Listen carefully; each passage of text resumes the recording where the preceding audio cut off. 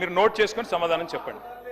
అధ్యక్ష, నిన్న గవర్నర్ గారి ప్రసంగంలో చెప్పారు అధ్యక్ష, మన ఐటీ ఎగుమతులు 3,13,000 కోట్లకు చేరుకున్నాయి, ఐటీ ఉద్యోగాలు 9,39,000 చేరుకున్నాయని చెప్పారు. అంటే ఇది వాస్తవమైన శ్రీధర్ బాబు గారు మీ క్యాబినెట్ అప్రూవ్ చేసిందే కదా? ఇది గవర్నర్ ప్రసంగం. గవర్నర్ ప్రసంగంలోంచే కోట్ చేస్తున్నాను నేను. మీ క్యాబినెట్ అప్రూవ్ చేసింది, ఆ క్యాబినెట్లో కూడా మీరు ఉన్నారని అనుకుంటా ఉన్నా. గవర్నర్ గారి ప్రసంగం ఎప్పుడైనా క్యాబినెట్ ఆమోదిస్తుంది అధ్యక్ష. క్యాబినెట్లో మంత్రులందరూ ఉంటారు, ఐటీ మంత్రి గారు కూడా ఉంటారు. వారు ఇచ్చిన ఫిగర్ అధ్యక్ష, ఇది 3,13,000 కోట్లు ఏది ఎక్స్పోర్ట్స్ అని, 9,39,000 ఉద్యోగాలు. దీని అర్థం ఏంటంటే శ్రీధర్ బాబు గారు, 2023-24 ఇది కూడా మీ రిపోర్టే, నాది కాదు, మీ పేపర్ స్టేట్మెంట్ కూడా ఉంది, కావాలంటే చదివి వినిపిస్తా. ఇది మీదే శ్రీధర్ బాబు, ఐటీ మినిస్టర్. 2023-24లో ఈ రాష్ట్రంలో ఐటీ ఉద్యోగాల సంఖ్య 9,46,000. మరి నిన్న మీరు చెప్పిన లెక్క ప్రకారం 9,39,000. అంటే మీ ప్రభుత్వం వచ్చిన తర్వాత 7,000 ఉద్యోగాలు తగ్గాయని నిన్న మీరు గవర్నర్ గారి ప్రసంగంలో చెప్పారు. ఇది వాస్తవమా కాదా? ఒకటి. రెండవది విచిత్రమైన విషయం అధ్యక్ష, మరి కుడి చేయి ఏం చేస్తుందో ఎడం చేయికి తెలియదన్నట్టు శ్రీధర్ బాబు గారు బయట స్టేట్మెంట్ ఇచ్చారు అధ్యక్ష. ఇక I'm quoting times of India. Sridhar అన్న, మీరేం చెప్పారు? ఐటీ ఎక్స్పోర్ట్స్ 3,60,000 కోట్లు అని చెప్పారు. ఇక్కడ మీకు పంపిస్తాను అధ్యక్ష కావాలంటే. 3,60,000 crores. గవర్నర్ గారి ప్రసంగంలో 3,13,000 కోట్లు. ఏది వాస్తవం అధ్యక్ష? మంత్రి గారు బయట చెప్పేడుదా, గవర్నర్ గారు నోటమ్మడి ఇక్కడ చెప్పేడుదా? You should fire your secretary. If this is a mistake, bureaucratic mistake, you should fire them. క్యాబినెట్లో గవర్నర్ ప్రసంగం ఆమోదించారు, ఆమోదించిన దానిలో కూడా వాస్తవాలు పెట్టరా? ఈ ప్రసంగానికి విలువ ఉందా, విశ్వసనీయత ఉందా? అంటే 7,000 ఉద్యోగాలు, ఐటీ ఉద్యోగాలు మీరు వచ్చాక తగ్గాయి అని మీ ప్రభుత్వం, మీ గవర్నర్ గారు నిన్న చెప్పారు. ఇది వాస్తవమా కాదా? దయచేసి నోట్ చేసుకోండి, చెప్పండి. తగ్గిలేదు, పెరిగినాయి, మాదేదో తప్పు జరిగింది, తీసి పారేయండి. ఐటీ సెక్రటరీ ఎవరున్నారో తీసి అవతల పాడండి చెత్తబుట్లు. అధ్యక్ష, ఇంకో మాట అధ్యక్ష, మీరు చెప్పారు పెట్టుబడుల వెల్లువ, పెట్టుబడుల వెల్లువ 1,00,000 కోట్లు, 7,00,000 కోట్లు, 8,00,000 కోట్లు. అసలు మేము అడ్డం వచ్చి చక్కెర అడ్డం పడేంత ఇన్వెస్ట్మెంట్లు చెప్తున్నారు అధ్యక్ష. మేము నిజమేమో అనుకున్నాం అధ్యక్ష. ఇది గవర్నమెంట్ వెబ్సైట్ శ్రీధర్ బాబు గారు, గవర్నమెంట్ వెబ్సైట్, ఇది టీఎస్ ఐపాస్ వెబ్సైట్. మీరు చెప్పే మాటలేమో కోటలు కోట్లు కోట్లు దాటుతున్నాయి అధ్యక్ష. ఎట్లున్నాయంటే ఒక్క గోబెల్ సమిట్లోనే 5,75,000 కోట్లు వచ్చినాయంట అధ్యక్ష. మరి ఇక్కడ చూస్తే టీఎస్ ఐపాస్ వెబ్సైట్, అందులో చెప్పారు అధ్యక్ష, టీఎస్ ఐపాస్ వెబ్సైట్ ప్రకారం 2023-24లో, సారీ 22-23 చెప్తా ముందు, 22-23లో 3,100 ఇండస్ట్రీలు, 2021-22లో 4,000 ఇండస్ట్రీలు, ఇట్లా వరుసగా 4,000, 3,000 ఆ స్థాయిలో ఉన్నాయి.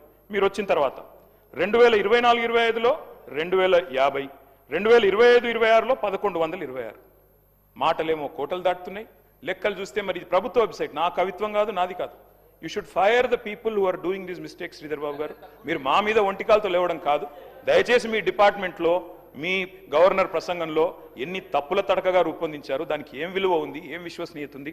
ఇందాక మీరు లేరు శ్రీధర్ బాబు గారు, మీరు బయట ఉన్నారు. నేను అడిగాను, 2023 గవర్నర్ ప్రసంగానికే దిక్కులేదు, ఆ రోజు ముఖ్యమంత్రి సంతకం పెట్టిన ఫైల్కే ఇంతవరకు పత్తా లేదు, ఇంకా ఈ ప్రసంగానికి ఏం విలువ ఉంటుందని నేను అడుగుతున్నా. అది అడగవలసిన సందర్భం ఇది కాదా? ఇంకేం సందర్భం ఉంటుంది? అధ్యక్ష, తెలంగాణ అవతరించాక అధ్యక్ష స్వయం పాలన వచ్చింది, తెలంగాణను స్వయం పోషకంగా కూడా మార్చుకున్నాం అధ్యక్ష. అట్లాగే మీరు ఇవాళ చెప్పేది గణాంకాలు అధ్యక్ష, అవి నా కవిత్వం కాదు. కేంద్రం ఆడిటెడ్ స్టాటిస్టిక్స్ ఏం చెప్పింది అధ్యక్ష అంటే 15వ ఆర్థిక సంఘం.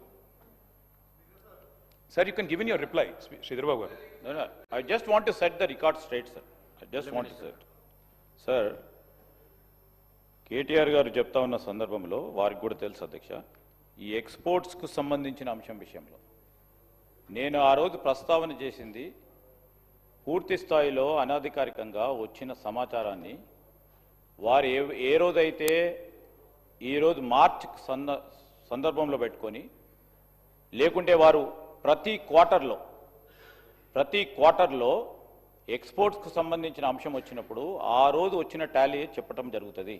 నేను చెప్పింది, వారు చెప్పింది అఫీషియల్గా స్టాటిస్టిక్స్ ద్వారా మినిస్ట్రీ ఆఫ్ ఫినాన్స్ వారు ప్రొడ్యూస్ చేసే స్టాటిస్టిక్స్ ప్రకారం అదే అఫీషియల్ రికార్డుగా పెట్టాలని గవర్నర్ ప్రసంగంలో పెట్టడం జరిగింది అధ్యక్ష. 4 నెలల నుంచి ఎక్స్పోర్ట్స్ పెరుగుతూనే ఉంటే కనుక తగ్గటం కాదు.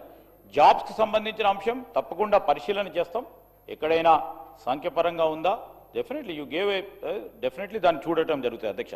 రెండోది వారికి కూడా తెలుసు అధ్యక్ష, ఇన్వెస్ట్మెంట్కు వస్తూ ఉన్నాయని. సార్, ఎంఓయూలు వేరే, మెమోరాండం ఆఫ్ అండర్స్టాండింగ్ చేసిన వారందరూ కూడా పూర్తి స్థాయిలో వచ్చి పెట్టుబడులు చేసుకొని 100% వస్తుందని కాదు అధ్యక్ష. ఈరోజు ప్రభుత్వంపై, ఇక్కడ ఉన్న వాతావరణంపై, పరిశ్రమలకు సంబంధించిన వాతావరణంపై, ఇక్కడ ఉన్న మానవ వనరులపై నమ్మకం పెట్టుకొని పెట్టుబడులు పెడతామని ముందుకు వస్తారు అధ్యక్ష.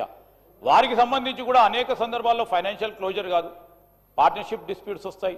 లేకుంటే ప్రభుత్వ పరంగా ఎక్కడ ఇబ్బంది రాకుండా, ఈజ్ ఆఫ్ డూయింగ్ బిజినెస్లో ఎక్కడ కూడా ఇబ్బంది రాలేదు. 5,75,000 కోట్లకు సంబంధించి ఆ రోజు గ్లోబల్ కాన్ఫరెన్స్కి సంబంధించి వారు ఏదో మాట్లాడారు.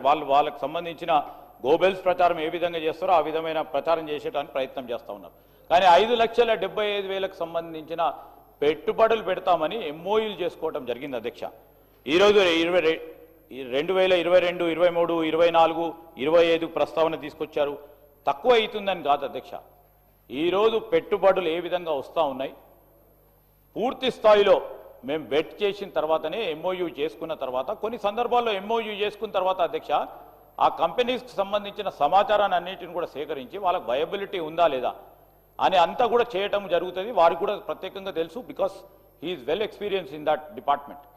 సో ఇవన్నీ కూడా పక్కదారి పట్టించే ప్రయత్నం చేయకుండా it's only creating a positive environment for welfare of the industries and also to bring in the investment to the state. సరే, ఎక్కడైనా సంఖ్యాపరంగా ఎక్కడైనా మిస్టేక్ ఉన్నా తప్పకుండా సవరణ చేసుకుంటాం. ఎందుకంటే ఇట్స్ బోత్ రిఫ్లెక్ట్స్. మీరు గత 10 సంవత్సరాలు ఇక్కడ ఉండి పనిచేసిన రాష్ట్ర ప్రజలకు సంబంధించిన సంక్షేమ